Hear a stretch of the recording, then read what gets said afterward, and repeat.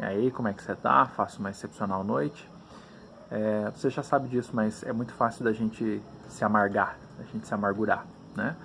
Tem algo muito interessante no Antigo Testamento, quando você acompanha aí a história, né, do povo judeu no Antigo Testamento. Toda vez que entra uma crise ou alguma coisa muito séria acontece, eles têm uma atitude de dizer algo do tipo: a coisa está feita, então a gente deve ter feito alguma coisa errada. Isso é muito interessante, é muito heróico, né? Porque é um caminho de se tomar responsabilidade, ao contrário do que Caim fez, por exemplo, né? Mas é um caminho de dizer, eu preciso corrigir a situação. Então, é interessante esse nível de autorresponsabilidade no sentido de mudar o rumo das coisas. Tem uma frase do Dostoiévski que diz que todo homem é responsável por aquilo que acontece consigo e é responsável por aquilo que acontece com todo mundo.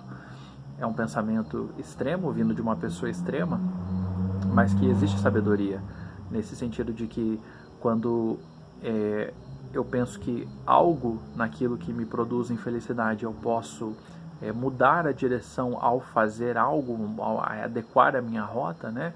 É um novo nível de autorresponsabilidade, porque você se vê não apenas responsável pelas consequências, digamos assim, mas por todo o agir naquele caminho, mudar de direcionamento, né?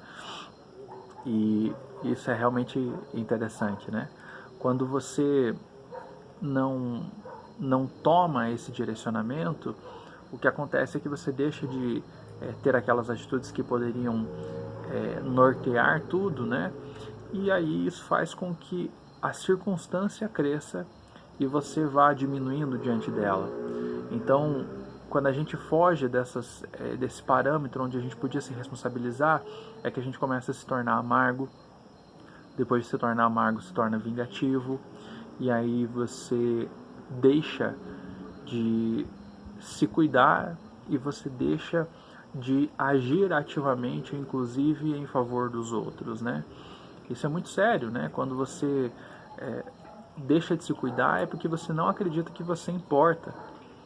E isso muitas vezes, talvez na maior parte das vezes, é algo inconsciente. Então você não tem nenhuma espécie de cultivo de você próprio. E aliás, quando isso muda e você começa a cuidar, isso começa a incomodar algumas pessoas, mas você também não age na vida dos outros, né, de forma positiva.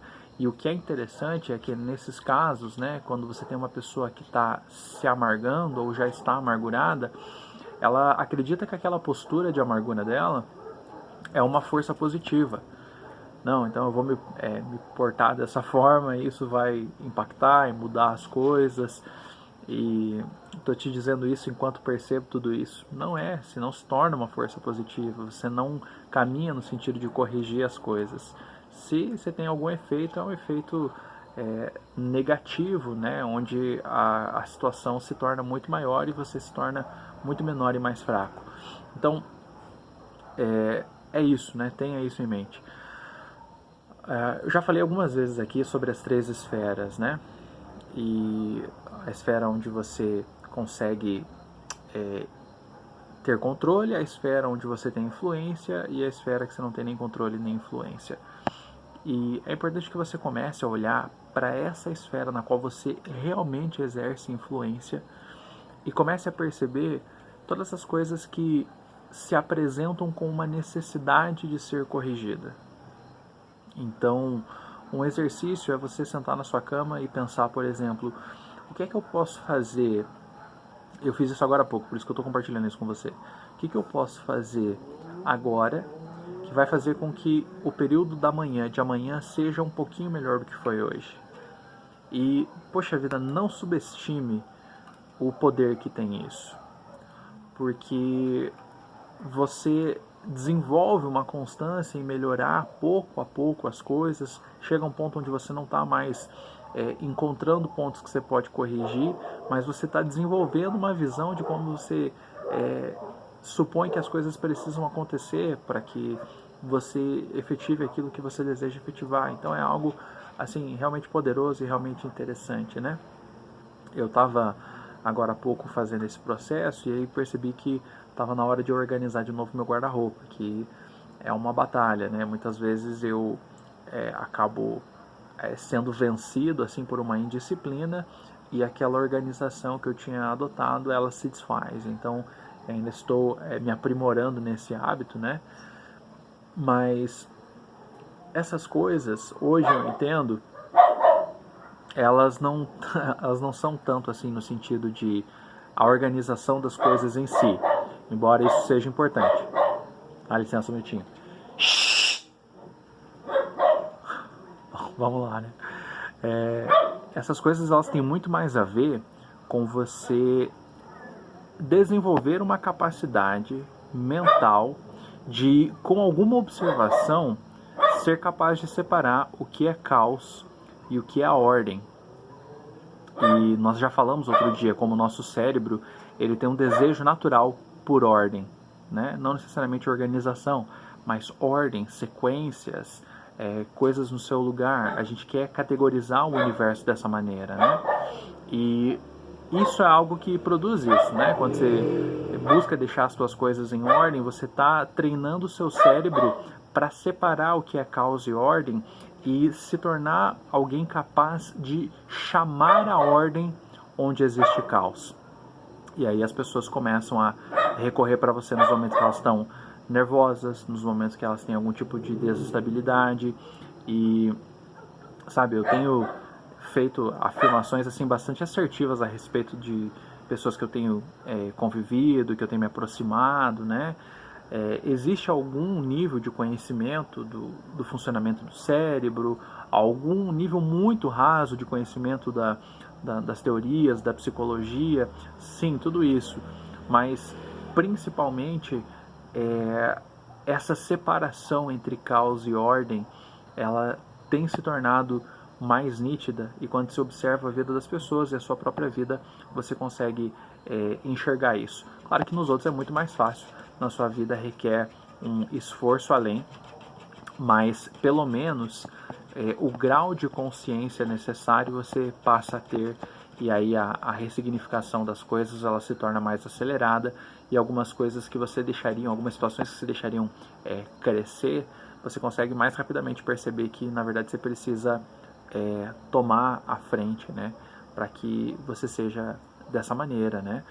E é isso permite com que você, dia após dia, seja um pouquinho mais forte, né? Você vai incrementando essa força, essa capacidade de direcionamento, você vai se conectando de uma forma diferente com as pessoas, você vai ressignificando as crises, os problemas, as dificuldades. Um dos níveis mais difíceis desse é lidar com a crítica dos outros. Quanto mais próxima a pessoa, mais impactante isso vai ser, mas ele é o nível mais profundo, porque quando você começa a produzir mudanças e gerar efeitos positivos, algumas pessoas você desperta críticas, mas geralmente essas primeiras não é algo que te incomoda, porque são coisas que você já estava preparado, né? Você está naquela força da arrancada, você começa a suscitar alguns questionamentos que te alimentam, elogios depois numa outra fase que te impulsionam, mas quando começa a chegar a um nível de receber críticas, porque você saiu naquela força da arrancada, você ainda não ajustou muito bem os seus parâmetros, você ainda está buscando assim aquele nível de equilíbrio. Então essa dimensão das coisas, ela é talvez a mais difícil de você lidar, porque é o domínio onde vai chegar a questão do orgulho, né? E onde vai tocar um ponto onde você deve realmente entender que as situações estão se tornando maiores do que você e que você não está sendo uma força positiva. Mas é muito importante essa consciência de que nós nos amargamos muito rapidamente e que a gente pode perceber que se as coisas estão tendo algum tipo de revés, é porque alguma falta você cometeu e talvez você não tenha percebido. Talvez seja uma omissão de fato, talvez seja um erro, mas talvez seja só um descalibre, algo que você ainda não ressignificou, ou sem perceber você caiu numa força de amargura e você está sendo uma influência negativa que está alimentando esses fantasmas aí, né? Bom, essencialmente é isso, né? A realidade ela pode estar materializada na sua frente, mas o determinismo, né, que você dá para aquilo, o quanto você acredita que aquilo impacta você, que o seu cérebro vai interpretar como algo que realmente vai impactar você.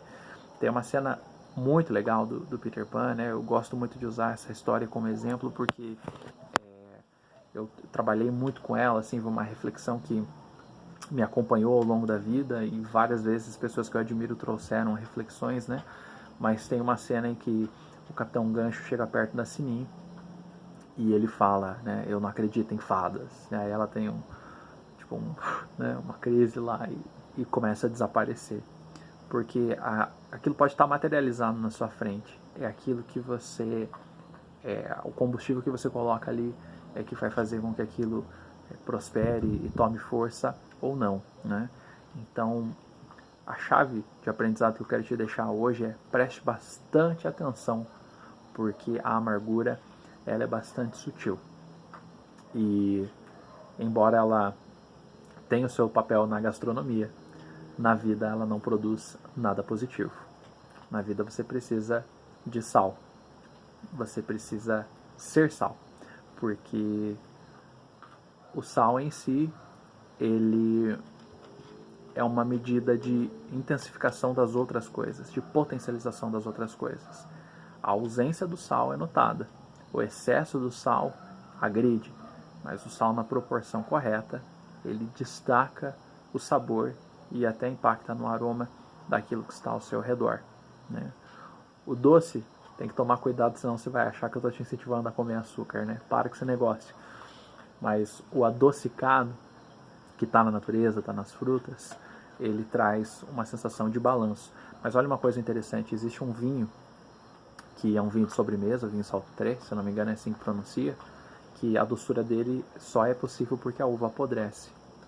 Ou seja, até aquele sabor que cumpre aquele propósito, ele é obtido através de um processo que se assemelha muito com uma morte, né? Se assemelha muito com o chegar ao fim de uma capacidade.